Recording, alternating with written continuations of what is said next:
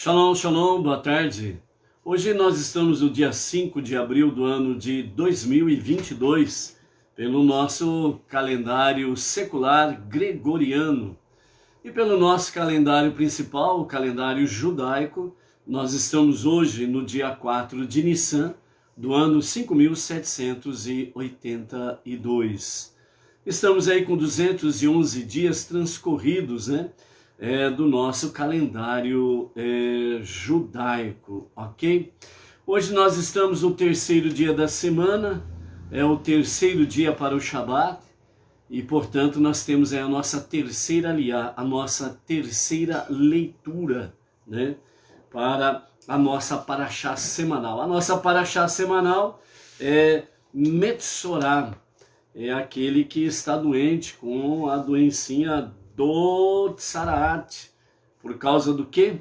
Por causa da fofoca, por causa do Lashon Hará, a língua fofoqueira, a língua que fala coisas negativas, a língua que fala palavras destrutivas e por aí afora vai, a maledicência, a fofoca e coisas semelhantes a estas.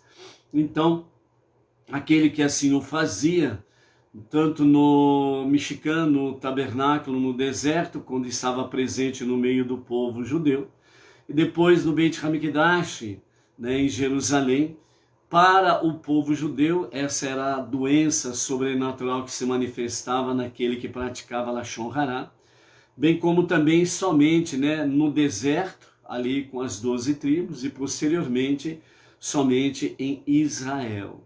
Fora de Israel não existe essa doença, bem como também fora o povo judeu, também as nações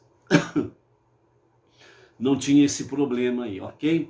Então era estritamente para o povo judeu, porque Deus escolheu o povo judeu para ser o exemplo, um modelo para as nações, um modelo de regra, de conduta, de fé, prática, bem como também um exemplo no sentido de ética, moral e etc e tal. Ou seja, um exemplo para que as nações possam ter um exemplo diante de si, um exemplo maior, um exemplo maior, para poder seguir um padrão ético, moral, espiritual, familiar, etc e tal, de alto nível, Por isso, como diz os nossos sábios, até a outorga da Torá, há 3.333 anos atrás, lá no Monte Sinai, o mundo existia provisoriamente.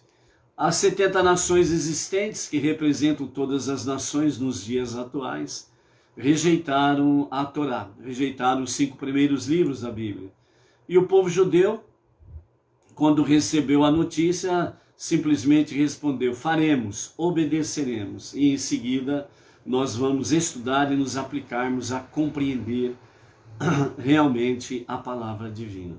Então a obediência pronta em que o povo judeu se manifestou fez com que nesse momento oficialmente o povo judeu se tornasse o povo escolhido, a menina dos olhos de Hashem, e também o filho primogênito de Deus, o único filho primogênito de Deus. E daí então o mundo passou a existir de forma real, ok? E é o que nós estamos aí até hoje, graças ao povo judeu, principalmente aqueles conectados com a tribo de Yehudá, fez com que fosse preservado a Torá, os 5 primeiros livros da Bíblia, com a mesma autenticidade na entrega da Torá. Letra por letra, palavra por palavra, frase por frase, linha por linha, capítulos por capítulos, e assim sucessivamente. E a Torá que hoje nós temos nas mãos, impressa, é a mesma que foi outorgada a Moshe e ao povo judeu lá no Monte Sinai há 3.333 anos. Então, amados, o que nós temos diante de nós é realmente o fundamento real da fé, da prática, para nós seguirmos em frente.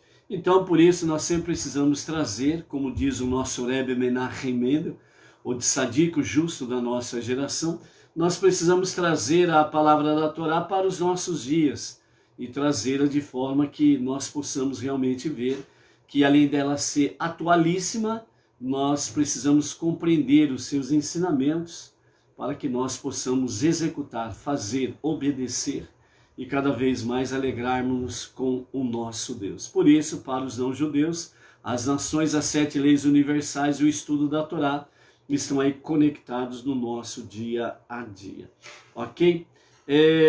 Nós temos aí diante de nós, né, realmente algumas coisas para trazermos aqui, uma reflexão sobre o que é Lashon Hará e por que é tão grave, e depois vamos trazer aqui mais alguns conhecimentos sobre a questão do primeiro dia de Nissan, né?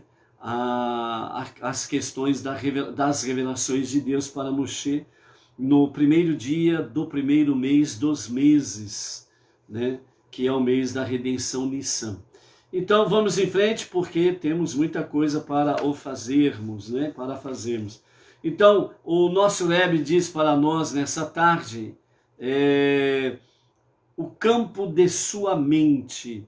Então o Rebbe Menachem Mendel de Tzadik, o justo da nossa geração, o líder da nossa geração, com o qual nós precisamos procurar manter sempre esse contato diário, que é o Tzadik, o justo da nossa geração e o líder da nossa geração, né? E dessa forma aprendemos as suas ricas lições para que nós possamos aí nos aproximarmos cada vez mais de Deus, que esse é o objetivo principal do nosso Rebbe.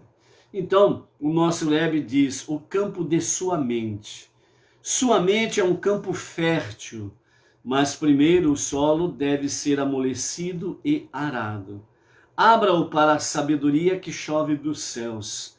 Deixe o orvalho da Torá penetrar em sua alma, e as sementes lançadas pelos tzadikim, os justos das gerações até aqui, entrarem em seu coração. Aprenda a ficar quieto enquanto elas germinam e criam raízes. Tranquilamente espere a primavera. Em lugar de espinhos e de um emaranhado de ervas daninhas, nascerá um jardim exuberante, onde antes brotavam ilusões frenéticas e insolentes, brilhará um feixe de luz com foco bem definido. Então o nosso Rebbe Menachem Mendel, ele nos mostra aqui sobre o campo de sua mente, hoje em A Tarde com a Torá, exatamente sobre a questão, a nossa mente é muito fértil, tanto para o bem como para o mal, depende para o lado que você pende as coisas, né? O lado que você vira, né? Então, mas mesmo assim é um campo fértil, mas o solo, né, a nossa mente, ela precisa ser amolecido e arado. Obviamente, o nosso Rebbe está nos trazendo aqui para um campo positivo, o lado positivo das coisas. Então ele diz, abre a sua mente para a sabedoria que chove dos céus. Qual é a sabedoria que chove dos céus? A Torá. Os 5 primeiros livros da Bíblia, através do estudo da Torá, o estudo dos primeiros 5 livros da Bíblia. Então essa é a sabedoria que chove dos céus. Ela vem muito bem regada pela graça divina para as nossas vidas. Em seguida ele diz, deixe o orvalho da Torá penetrar, né, em sua alma. O orvalho da Torá significa, o ensinamento traz para nós refrigério, traz shalom, traz realmente firmeza, certeza, convicção daquilo que é real, verdadeiro, aquilo que é infinito e permanece, ou seja, permanece para sempre, né? Então traz de fato esse refrigério, esse grande shalom para a nossa alma. E as sementes lançadas pelo tzadikim, né? Os justos, né? Até aqui, as sementes são os seus ensinamentos que nós temos aí no nosso dia a dia. Entre outras coisas, quando nós estudamos a Torá, nós trazemos aqui as sementes, né, dos tzadikim, de todas as gerações, né? Rashi, por exemplo, né? Maimônides, né? Nachmanides, entre outros, bem como, mais essencialmente, o nosso Rebbe Menachem Mendel, que é o justo e o líder da nossa geração. Esta geração no qual ele trouxe a exortação, né? Para o povo judeu, somos a última geração do exílio, quer dizer, os judeus que estão espalhados entre as nações, é o exílio, a grande diáspora, depois do ano 69 da nossa era comum, em que o Império Romano destruiu Jerusalém e o Beit HaMikdash, o grande templo em Jerusalém. Então estão vivendo ainda o exílio e essa grande diáspora, né?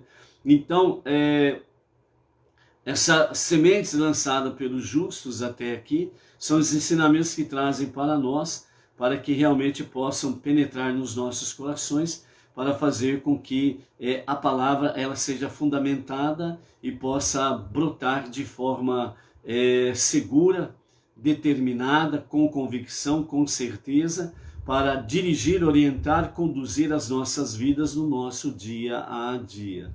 Bem como também nós temos aí diante de nós a questão da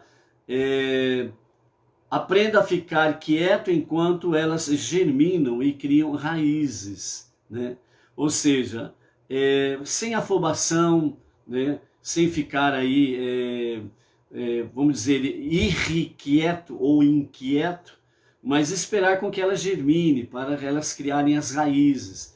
Então é o passo a passo da nossa fé, é o andar diário na presença divina através do estudo da Torá. Então dessa forma aí nós estaremos sem sombra de dúvidas fazendo com que essa palavra venha germinar e criar raízes em nós. E tranquilamente espere a primavera, ou seja, tranquilamente esperar a primavera significa aguardar o momento em que isso precisa vir à luz, né? Onde você precisa, com realmente essa convicção, essa certeza, dentro desse aspecto todo aí, com a questão do conhecimento, né? Levarmos, né? Germinarmos, né? Entre as pessoas, entre as nações, a unidade e a unicidade de Deus, ou seja, a consciência divina, trazer cada vez mais presente aí, entre as pessoas e entre as nações. A primavera é a época realmente em que o inverno passou, o tempo de incubação, vamos assim dizer, o tempo em que realmente se estava aí, de certa forma, aí como estava, né, estava de molho, como diz o outro, né? A primavera ela vem para realmente fazer com que a vida venha brilhar. O raiar do sol tem uma outra tonalidade, as flores que começam a brotar têm uma outra tonalidade, né? As árvores frutíferas que começam a brotar as suas flores, em seguida vem os frutos, etc. e tal.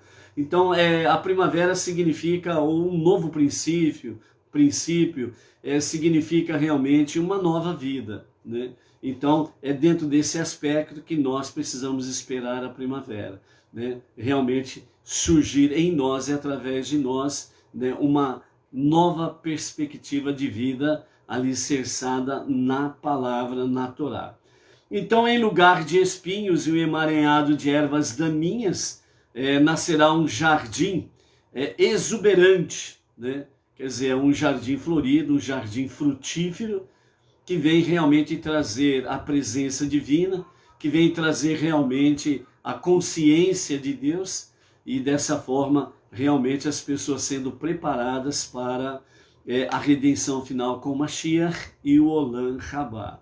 Onde antes brotavam ilusões frenéticas e insolentes, ou seja, a nossa mente, né, que é muito fértil, ela sem a presença divina, sem a presença da Torá, sem os ensinamentos da Torá, sem os ensinamentos dos nossos sábios até aqui, a nossa mente, ela realmente só vai ter ilusões frenéticas e insolentes, só coisa que não presta, resumidamente falando. Mas em lugar disso, né, andando dessa forma aqui, então brilhará um feixe de luz com um foco bem definido, ou seja, as nossas mentes elas estarão bem firmadas no propósito, naquilo que deve ser e seguir em frente sem sombra de dúvidas, se preparando e preparando o mundo também para a revelação de Mashiach, para a redenção final e em seguida o Olam Rabá, o mundo vindouro, ok? Então, faça com que a sua mente seja de fato um campo fértil para a presença divina e com a luz da Torá, a água, o orvalho da Torá e dos ensinamentos dos nossos tzadikim, dos justos, e principalmente do nosso Rebbe Menachem Mendel para a nossa geração. Ok? O nosso shalom desta tarde vai para o Isaías Moreno, aqui de Bauru, a nossa região. A Maria Isabel Gouveia, ela de Lucélia, interior de São Paulo. O Ben Yosef Ain Ribeiro, de Campo Grande, Mato Grosso do Sul. Para o Rodrigo e a sua família, também lá de Campo Grande, Mato Grosso do Sul, que hoje está lá em São Paulo, capital, vai fazer lá uma visita, né, à sinagoga Rabá de Brooklyn, né, e ali se encontrar com o nosso Rav Yaakov e os demais ali, o André, o Bruno, o Lucas, né, ali na sinagoga, né, então shalom para ele e toda a família, uma viagem de sucesso, tanto nos propósitos familiares, pessoais que buscam, e principalmente espiritual, ok? A Genesi Tolentino dos Santos, Londrina, Paraná, o Geuaz Basfer, a Catarina Gonçalves, o Walter Sefaradi, do Rio de Janeiro, a Nina Pereira, Belo Horizonte, Minas Gerais, né, do grupo lá, Somos de Origem Judaica, bem como também o Nelson Galdino, a Luísa Nina Carvalho, de Ribeirão Preto, interior de São Paulo, né? E o Fábio Pedrosa, de Sorocaba, também interior de São Paulo, né? Todos aqui fazem parte também do grupo ali no Facebook, Somos Brasileiros de Origem Judaica, Baruch Hashem. E a Bibi Almeida, de Jequié, lá da Bahia, né? Baruch Hashem, aí shalom, shalom, né? A Miriam Barros, de Brasília, também aí o nosso shalom para essa tarde aqui, Baruch Hashem aí. Nós estamos na nossa terceira leitura, porque nós estamos no nosso terceiro dia para o Shabbat. E a nossa terceira leitura está no capítulo 14 de Levítico, dos versos 21 ao 32, que vamos ter aqui a nossa leitura com comentários de Rashi, e também vamos ver a questão da purificação da Tsarat para um pobre, né? Aquela pessoa que tem um pouco mais dinheiro, vamos assim dizer, pode comprar um touro, né? Um belo de um touro para fazer aí, né? Desse novilho, os seus sacrifícios, etc. e tal. Mas tem um pobre que não tem como comprar, então vamos ver como que o Eterno traz para nós aí a orientação que nos fala aqui sobre o pobre. Ou seja, né, todas as camadas sociais, Deus nunca esqueceu de nenhuma delas e sempre fez com que as coisas pudessem fluir de forma tranquila, natural, para cada categoria, sem sombra de dúvidas, ok? Mas antes de entrarmos na leitura, nós queremos trazer aqui uma reflexão dos nossos sábios, né, do Chabad, o ensinamento racídico, o que eles nos falam, né, a respeito específico do Lashon Hará, né? O que é o Lashon Hará e por que é tão grave assim. Então, o Lashon Hará é uma observação negativa, verdadeira, sobre outra pessoa, né? A Torá nos proíbe de fazer tal declaração ou de dar ouvidos a ela. Por que frisa aqui, né, uma observação negativa verdadeira sobre outra pessoa? Porque tem aquelas pessoas que dizem assim, eu não estou falando mentira, eu estou falando a verdade. Então, entre aspas, né, aquelas pessoas puritanas que acham que estão fazendo uma grande coisa, fazer uma fofoca do outro, mesmo que seja verdade, acho que estão fazendo uma grande coisa, e não estão. Estão fazendo uma grande idiotice, isso sim, né? Uma grande burrice. Então, o Lashon Hará, né, a maledicência, a fofoca, mesmo que seja verdadeira referente a uma pessoa, é uma observação negativa. Nós vimos aí ontem também, onde nós vimos que a nossa Parashá Metsorá, O primeiro nome que ela recebeu foi exatamente Motzi Shem-Mirah. Motzi Shem-Mirah. Essa foi a primeira denominação que deram para essa paraxá, certo? Que significa literalmente alguém que dá a outro um mau nome, ok? Então essa é a questão, o problema é esse. Eu estou falando a verdade, só falo a verdade, nada mais do que a verdade e pronto, né? Parece que é igual um certo cidadão aí, né, que anda batendo com a língua nos dentes, que não existe ninguém mais santo do que ele, né? Então tá no mesmo nível, né? Tá no mesmo nível dessa pessoa aí, né? Acha que é mais do que todos, é mais santo do que todos, etc, etc. Então, normalmente, esses, entre aspas, né, que se acham tão santos, tão justos, né, e na verdade são verdadeiros paoco, né, então é errado. E Deus fala bem claro que é proibido fazer Lashon Hará. Ponto final. Então, as pessoas, elas podem se colocar até numa posição achando, né, que são melhores do que todos, que são maiores do que todos, que são mais santos do que todos. E por isso eu só falo a verdade, nada mais do que a verdade. Mas é um lachon rarento, por assim dizer, ok? É aquele que gosta de fazer fofoca dos outros, sempre de forma negativa. Nossos sábios nos ensinam que quem fala lachon hará, ele peca tão gravemente como um assassino, um adúltero ou um idólatra. Então, quem comete o pecado da fofoca, da maledicência, é como se ele estivesse matando alguém, é como se ele estivesse adulterando, é como se ele estivesse cometendo idolatria.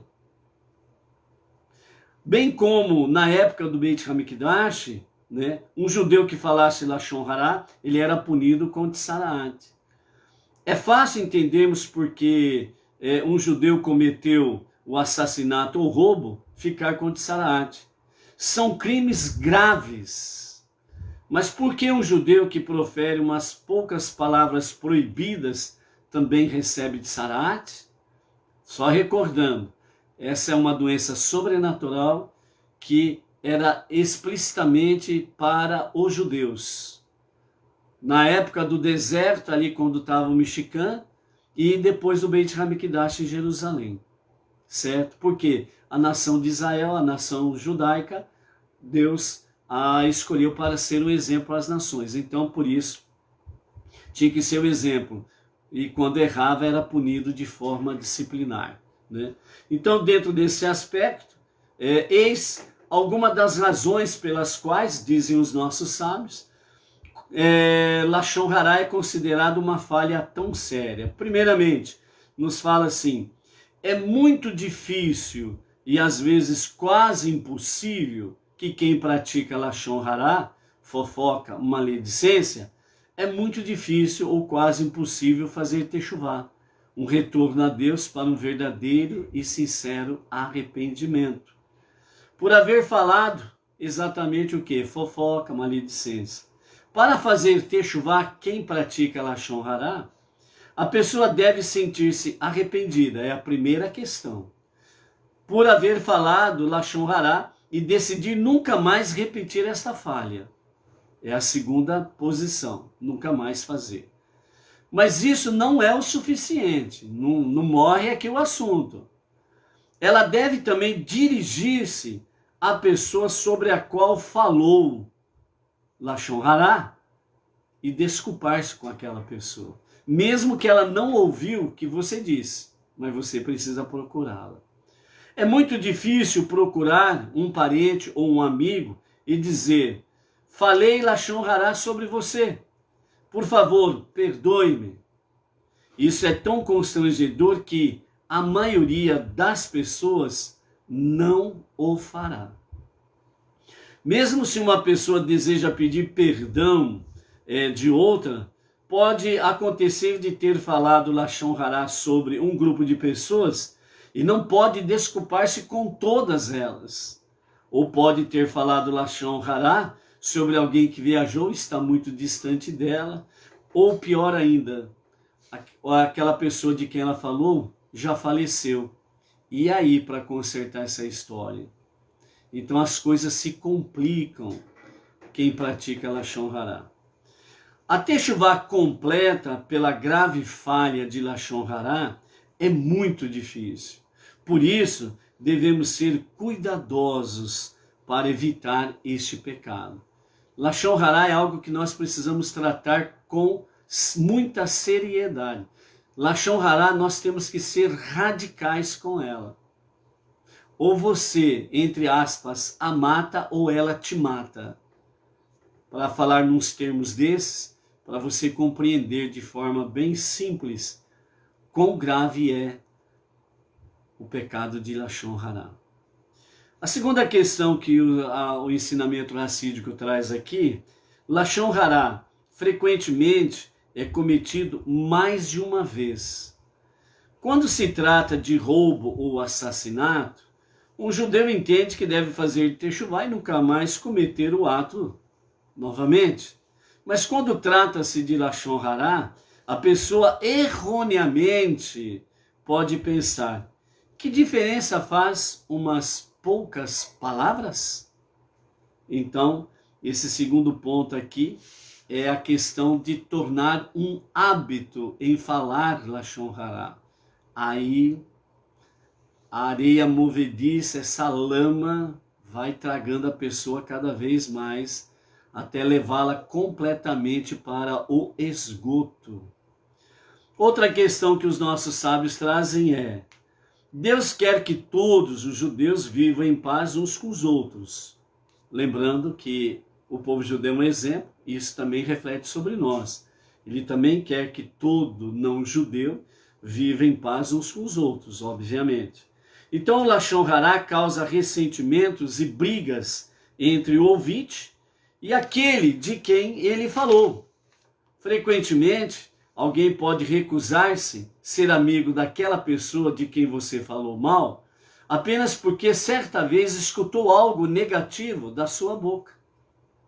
E aí você foi o causador de uma inimizade. O Metsorá, aquele que é cometido, né, pela doença de Tzaraat, então o Metsorá é o doente, é a pessoa doente. Era obrigado a sair do acampamento e ficar isolado, pois foi ele quem causou o rompimento de várias amizades. Mesmo fora do acampamento, ninguém tinha permissão de aproximar-se dele. Ficava separado da família, dos amigos, dos vizinhos, de toda a presença humana. Ele simplesmente ficava isolado, sozinho. Um ótimo momento para refletir sobre a tamanha burrada que fez, a tamanha tolice que fez.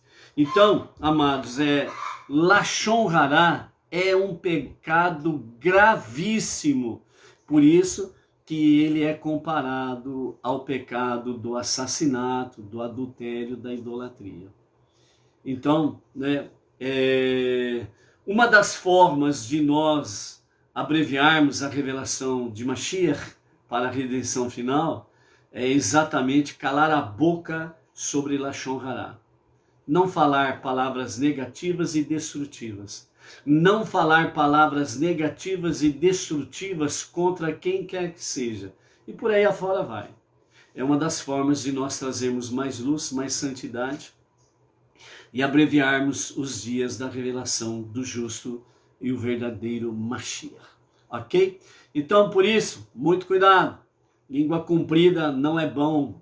Muitas vezes pode enforcar você, a língua comprida. Então, cuidado com isso daí. Tá bom? Vamos em frente?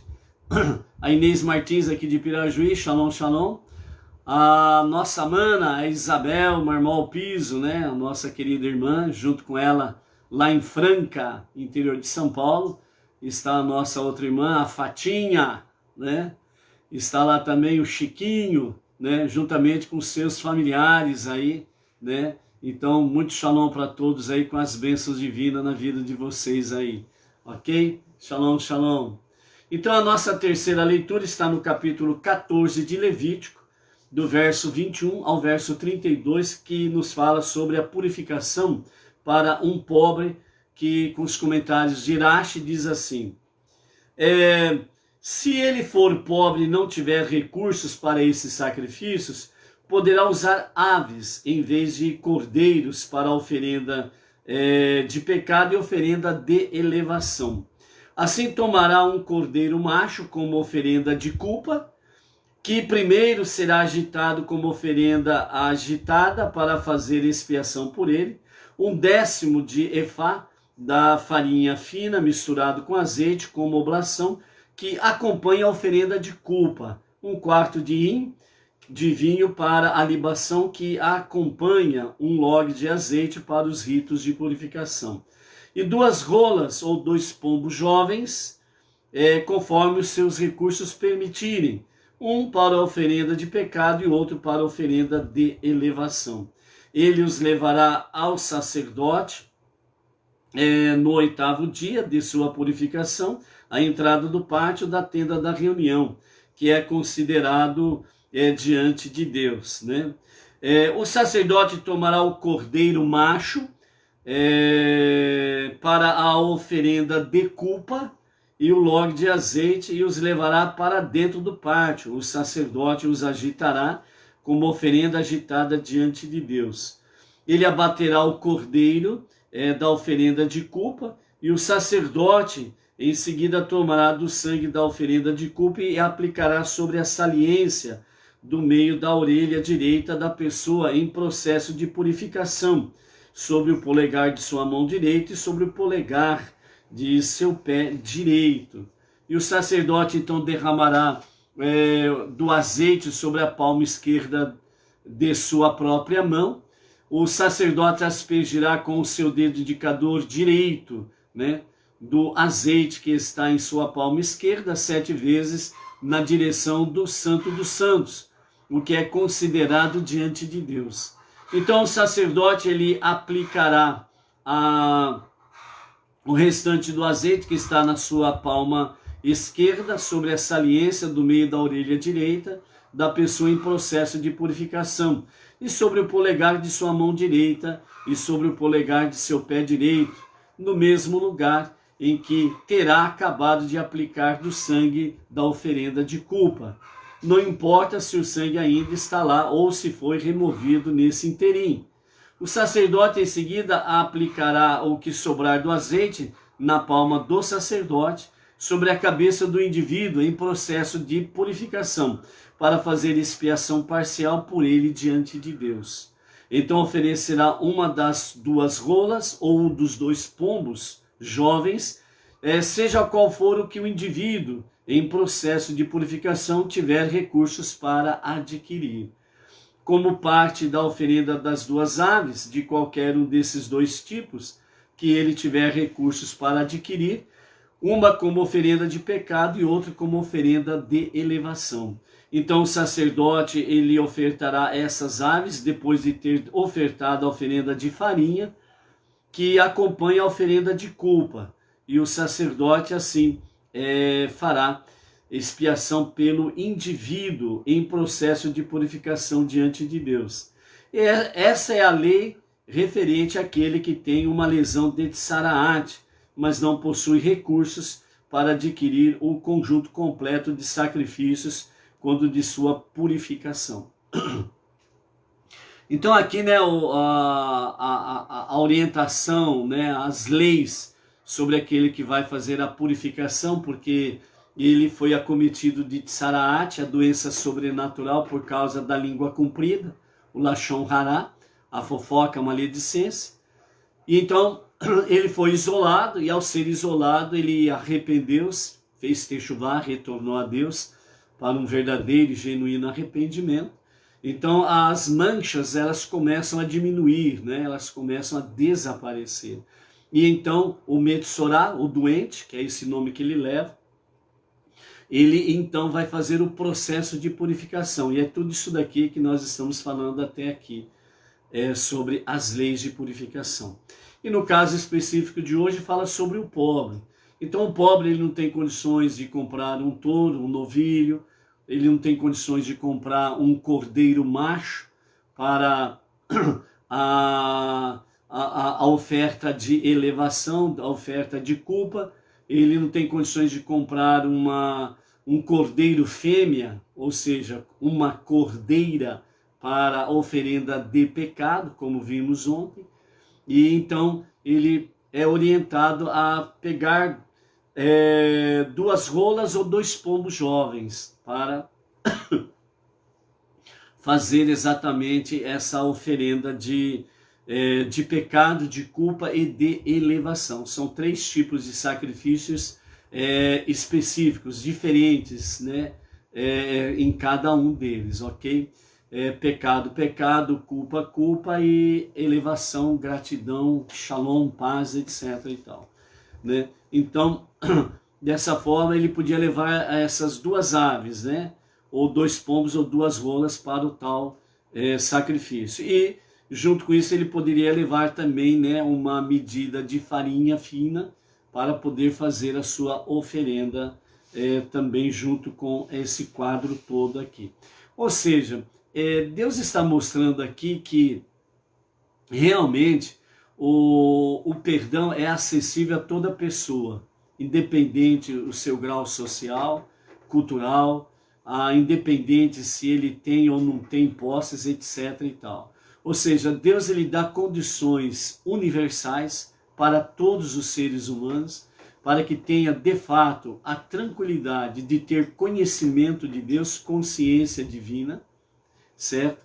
E poder realmente, como falhos somos, de termos condições tranquilas de fazermos a nossa techuvá, o nosso retorno a Deus para um genuíno e verdadeiro arrependimento.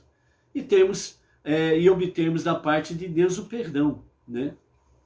Então, dentro desse aspecto, né, todas as pessoas têm condições de o fazer. Trazendo isso para a nossa realidade do dia a dia, principalmente para nós não-judeus entre as nações, tudo isso daqui que foi mencionado, nós o fazemos diariamente. De que forma? Através das nossas preces diárias. Através das nossas preces diárias, e entre elas, né, a recitação do Shema de manhã e à noite antes de dormir, né, que é a nossa confissão monoteísta, né, é a forma de nós pronunciarmos, né, é o pronunciamento mais elevado da fé monoteísta, onde nós falamos: o Eterno é o nosso Deus, o Eterno é um. Shema Israel, Adonai Eloheinu, Adonai Echad.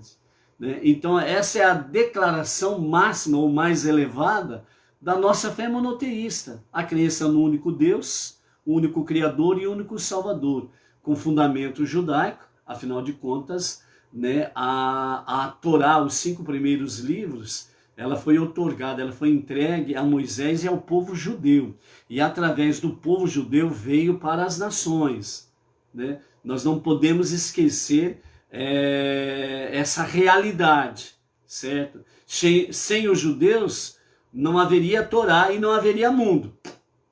Simplesmente tudo voltaria ao zero absoluto. Você não existiria. Graças ao povo judeu que, apesar de tantas terríveis perseguições e muitas vezes diante de perigos de um aniquilamento 100%, um extermínio 100%, né? Porque tentaram assim o fazer, né? Graças à sua perseverança na fidelidade ao único Deus, a sua fidelidade a Torá, os 5 primeiros livros da Bíblia e os seus mandamentos, o mundo tem sido preservado, as nações têm sido preservadas e nós chegamos até aqui. E temos aí, graças a isso, realmente a escada, né, de Jacó, que sai da terra e vai até os céus. É o andar realmente da fé, é degrau por degrau, passo a passo, mas sempre para cima, não para baixo. Então, por isso, o nosso andar, a nossa jornada de fé, a gente nunca pode chegar e dizer: ó, para mim tá bom aqui, eu estou bem aqui, não preciso de mais nada. Isso daí é um ledo engano. É uma elevação contínua. Enquanto o Mashiach não se revelar para a redenção final, para podermos ir para o mundo vindouro, o Olam Rabá, o mundo vindouro, a vida eterna, a nossa continuidade é a mesma. Não chegamos ainda ao topo da escada, a escada de Jacó que ele viu lá em Betel, né? Lá a escada que saía da terra e ia até o topo do céu. Nós não chegamos ainda no topo. Então, tudo isso daí mostra para nós que a nossa jornada de fé, a nossa caminhada de fé, ela é contínua. Nós não podemos parar. Nós temos que continuar subindo, ok? Então, dentro desse aspecto aí, nós temos essa realidade para nós, né? Através do povo judeu, chegou realmente para as nações o verdadeiro monoteísmo com fundamento judaico e com orientação rabínica. Então, né, amados, nesse sentido aí, é para que nós possamos sempre termos aquela questão, né? Tem rico que diz, eu não preciso de Deus. Tem pobre que diz, para que eu preciso de Deus? Não tenho nada mesmo. Então, são dois tipos de pensamento totalmente tolos. Porque seja o rico ou o pobre, nós precisamos continuamente de Deus. Sem Deus nós não somos nada. Né? E dentro desse aspecto aí, somente com Deus nós podemos chegar em triunfo ao mundo vindouro. O nosso Rebbe Menachem Mendel, sobre essa aliá de hoje, ele nos fala sobre alcançar o equilíbrio espiritual, que é exatamente o quê? É exatamente dentro do aspecto da nossa jornada monoteísta. A nossa caminhada à luz da Torá, à luz dos olhos de Deus, à luz, para nós não judeus, né, de vários mandamentos da Torá, juntamente com as 7 leis universais. Então nós temos essa realidade para seguirmos em frente. Então o nosso Rebbe diz, alcançar o equilíbrio espiritual. É um desafio diário, constante, e faz parte dessa elevação, né? Degrau por degrau e assim sucessivamente, ok? Então o nosso Rebbe diz assim, esta lei relativa àquele que tem uma lesão de tsaraat, quando tem de ser purificado. O fato de que o sintoma da tsaraat era uma mancha branca na pele, indicava que tal sinal aparecia quando o arrebatamento sagrado, a ponto de querer desligar-se do mundo físico, não estava em equilíbrio, com o sentido equivalente de compromisso humilde em realizar aqui, neste mundo, a nossa missão divina. O arrebatamento divino é uma expressão de nosso amor a Deus, enquanto a devoção humilde é uma demonstração de nosso temor reverencial a Ele e de nossa entrega à sua vontade. Nos textos judaicos, nos textos dos nossos mestres, dos nossos sábios, o amor e o temor a Deus estão representados respectivamente como a mão direita e a mão esquerda da nossa alma. Portanto, favorecer um em vez do outro desestabiliza o nosso equilíbrio espiritual, né? Até aqui, os comentários aqui do nosso Rebbe Menachem Mendel, ele está falando para nós sobre exatamente o equilíbrio, mão direita e mão esquerda, que representa exatamente o que? O nosso amor a Deus, a mão direita, e o nosso temor a Deus, né?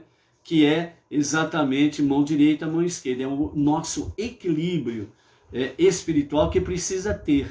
Você entendeu? Por isso que o Rebbe fala em outro ensinamento que trouxemos esses dias, que o bem não existe sem o mal, e o mal não existe sem o bem. Precisa ter um equilíbrio para que o bem traga o mal para somar com o bem, e não o contrário. Então, por isso, realmente, nesse aspecto, nós precisamos compreender que amor a Deus e temor a Deus, que você pode também traduzir como medo a Deus. Aí eu tenho medo de Deus porque se eu desobedecer eu sou castigado. Que é o que normalmente as pessoas falam. Então, coloque dentro desse aspecto a questão de temor a Deus. Então, nesse sentido, precisa ter um equilíbrio. O nosso temor a Deus ele não pode ser de medo, mas de respeito, reverência. E o nosso amor para com Deus, ele não pode ser algo desmedido, no sentido de nos levar assim, eu já não quero mais viver nesse mundo. Eu amo tanto a Deus que eu não quero mais viver nesse mundo. Foi o que aconteceu com os 2 filhos de Arão, né? Aminadab e Avihu, quando entraram no Santo dos Santos, sem autorização. Não era dia para tal, não era momento para tal, e eles não estavam autorizados a entrar no Santo dos Santos. Somente o pai deles, Arão, o Kohen Gadol, que poderia entrar lá. Mas eles se apegaram tanto a esse amor a Deus, a esse temor a Deus, de forma tão intensa, que houve um desequilíbrio no sentido de que servir a Deus aqui, nesse tempo presente, nessa configuração presente. Então eles se lançaram. O mundo para nós já ficou pequeno demais. E se lançaram no Santo dos Santos, né? E dessa forma eles ali morreram por causa dessa falha que eles tiveram, né? Eles não tinham autorização para poder entrar no Santo dos Santos, né? Então, eles eram 2 tzadikim, 2 pessoas justas, certo?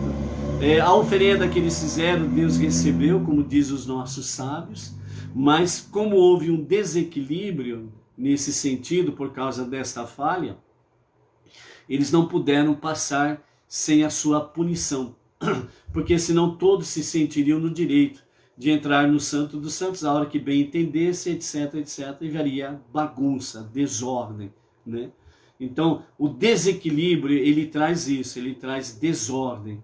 Então, o nosso amor para com Deus, ele não pode ser desenfreado, né?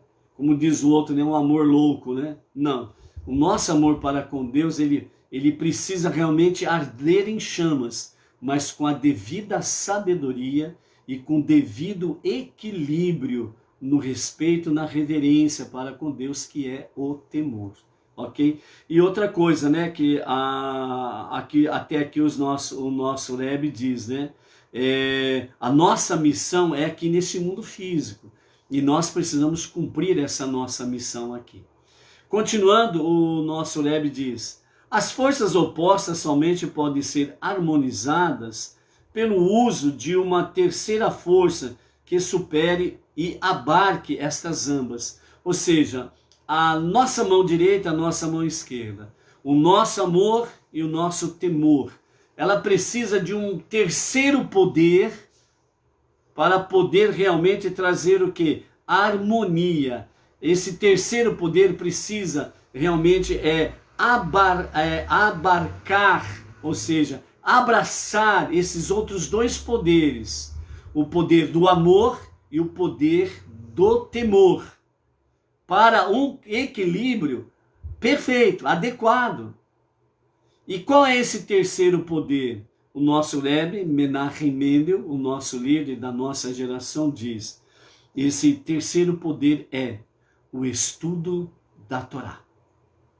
Sem o estudo da Torá, nós não vamos conseguir manter este equilíbrio. Então é aquele negócio, eu creio em Deus, eu creio no único Deus, e não faz mais nada. Vai ter um desequilíbrio. Eu creio no único Deus, né? Faço minhas preces aí de manhã e à noite. E o estudo da Torá, onde está o estudo da Torá? Não, o estudo da Torá, deixa esse negócio para lá. Depois eu vejo algum vídeo, depois eu vejo aí alguma live, né? Mas eu fazer leitura diária aí, né, da Parashá semanal, as suas leituras diárias aí, né? A hora que der tempo eu faço. Está em desequilíbrio. Sabe o que significa isso? Para termos uma visão, é o seguinte: sem esse terceiro poder, o estudo da Torá, nós não temos equilíbrio. Então, não tendo equilíbrio, mesmo que você venha dizer que crê no único Deus, no único Criador, no único Salvador, mesmo que você diga que você faz as suas preces, né, do seu jeito, de manhã e à noite, antes de dormir, etc e tal, papapá, né? Significa o seguinte, que a qualquer momento você pode ter um desequilíbrio tão acentuado que daqui a pouco vai parecer que você nunca conheceu um único Deus. De tão desequilibrado que você pode ficar. E essa é a questão. Então o estudo da Torá, dos 5 primeiros livros da Bíblia, junto com as sementes dos tzadikim, ou seja, junto com os ensinamentos dos sábios do povo judeu até aqui, isso daí fortalece o nosso andar diário. Então é isso que o Rebbe quer dizer, alcançar um equilíbrio espiritual. E continuando, ele nos fala assim, estudar a Torá imbuídos do sentimento de nossa anulação diante de Deus permite nos elevar acima das nossas limitações da lógica e da natureza. Assim podemos harmonizar os opostos de amor e temor e restaurar um equilíbrio saudável entre ambos. Este é outro modo em que o estudo da Torá se torna o antídoto para a calúnia e a fofoca, trazendo cura e harmonia ao mundo. Se você é curado de Lashon Hará, você está ajudando a curar o mundo. Se você não se cura do Lashon Hará, você está ajudando o mundo a ficar contaminado de forma negativa. Então, por isso, o nosso Rebbe Menachem Mendel fala para fazermos uso desse antídoto diariamente, porque aqui está não somente um remédio para nós mesmos, mas aqui está um remédio para o mundo, um antídoto para o mundo, para todas as questões negativas, sem sombra de dúvidas. Ok?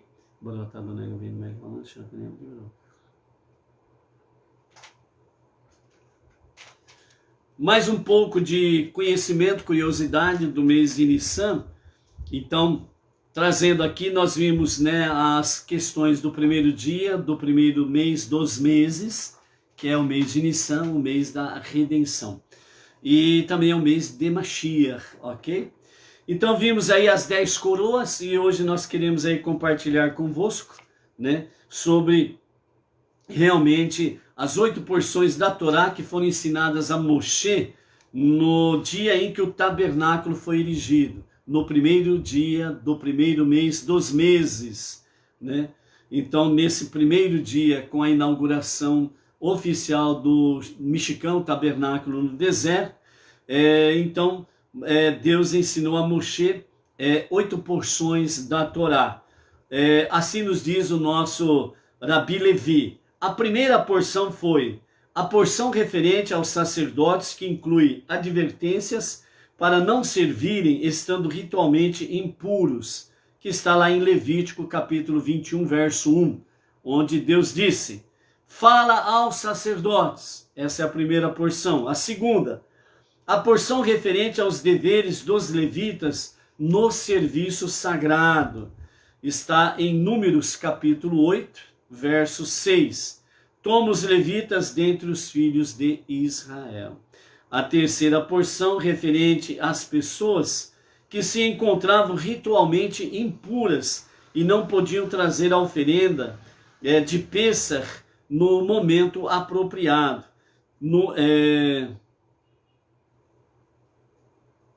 Essa é a terceira porção, né? A terceira porção das pessoas ritualmente impuras que não podiam levar a porção, a oferenda, melhor dizendo, de Pêssar no momento apropriado. Então, está em Números capítulo 9, verso 6, né? Esta terceira porção. A segunda porção anterior é capítulo 8, verso 6.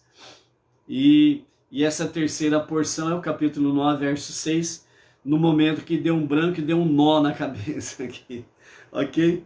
A quarta porção refere-se à expulsão do acampamento dos ritualmente impuros. Números capítulo 5, verso 2, né? Ordena aos filhos de Israel. A quinta porção refere às instruções dadas aos sacerdotes após a morte dos dois filhos de Arão, que é em Levítico capítulo 16 e o verso 2. Fala a Arão, o teu irmão. E essa porção que é lida em Yom Kippur, o dia do perdão, mas foi ensinada a Moshe em Rosh Chodesh, no primeiro dia do primeiro mês dos meses, Nissan. A sexta porção que adverte os sacerdotes a não realizarem o serviço divino embriagados. Então, antes do serviço divino, não bebe-se vinho. Então, está em Levítico capítulo 10, verso 9, vinho e bebida forte não bebereis. Sétima porção, referente ao acendimento da menorá, o candelabro de 7 braços, que foi acendida pela primeira vez também em Rosh Chodesh de Nissan, quando acenderam as lâmpadas. Números capítulo 8, verso 2. A oitava porção se refere à vaca vermelha, que foi abatida pela primeira vez no dia posterior a Rosh Chodesh, a fim de que as pessoas pudessem ser purificadas para trazerem o sacrifício de Pessach, né? Então aqui nós temos as 8 porções que nesse dia específico foram ensinadas para Moshe. Em Números capítulo 7, verso 12, e aquele que ofereceu a sua oferenda no primeiro dia. O Rabi Yossi, ele disse, quando a inauguração do tabernáculo teve início, no dia 23 de Adar, e foi concluída no Rosh Chodesh de Nissan. Portanto, os últimos 7 dias, né, do mês de Adar, teve o início da inauguração do tabernáculo. Foram 7 dias de festividades, por assim dizer, ok? Então, durante 7 dias, Moshe montava o tabernáculo, trazia as oferendas e no fim do dia desmontava. Mas no 8º dia, ou seja, no primeiro dia do primeiro mês dos meses, primeiro dia de Nissan, então, que é o Rosh Chodesh de Nissan, ele o montou e não mais o desmontou. Nesse dia, Arão e os seus filhos lavaram as mãos e os pés no Quior, que é o vaso de abluções, ou a pia, etc. e tal, e executaram o serviço divino segundo a ordem prescrita. E nesse dia os filhos de Israel ofereceram então os sacrifícios de Tamid, que é dos sacrifícios do cotidiano, as oferendas de promessas e dádivas, de pecados, de culpa e dos animais primogênitos e os dízimos. Os nossos sábios contam que há um versículo em Shir HaShirim, o Cântico dos Cânticos, no capítulo 4, verso 16, que alude a esse dia. Diz assim, segundo o Talmud, Bamidbar, Rabá 13, levanta-te, vento norte, e vem tu, vento sul, sopra no meu jardim para que destilem os seus aromas, que venha o meu amado para o seu jardim e saboreie os seus excelentes frutos. Que Mashiach se revele prontamente em nossos dias e que seja para qualquer momento. Amém, vê, amém. É isso daqui que nos fala nesse aspecto, né? O amado vem para o jardim. Que nós possamos estar presentes no dia da revelação do justo e o verdadeiro Mashiach para a redenção final, para que juntos também possamos adentrar no 8º dia, no 8º milênio, no Olam Rabá, o mundo vindouro, onde todo o universo, onde todo este planeta será literalmente 100% a casa de Deus, a moradia de Deus. Vamos juntos para casa, porque o Pai está nos esperando para esse grande e maravilhoso encontro. Shalom, shalom. Até amanhã.